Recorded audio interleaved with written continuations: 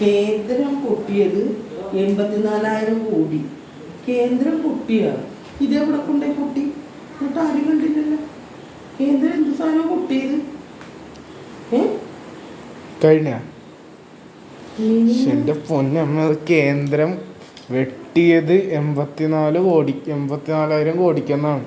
വെട്ടിയതെന്നാണ് ഞാനോർത്ത് പൊട്ടിയതെന്നാണ്. എടാ അവർക്കല്ല തെറ്റിയത്, അപ്പൊ എനിക്കാ തെറ്റിയത്. എന്റെ പൊന്നെ, ഈ പ്രസിഡന്റിനെ എന്താ കടിച്ച് താഴെ ഇട്ടാ? കടിച്ചു താഴെ ഇട്ടു? അതെ, ഈ പ്രസിഡന്റിനെ കടിച്ച് താഴെ ഇട്ടെന്ന്. ഇതെന്താണ് ഇവര് ചെയ്തേക്കണത്? പൊന്നമ്മ, കണ്ണാടി ഒന്ന് വെച്ചേ. കണ്ണാടി വെച്ചിട്ട് എന്താണ്?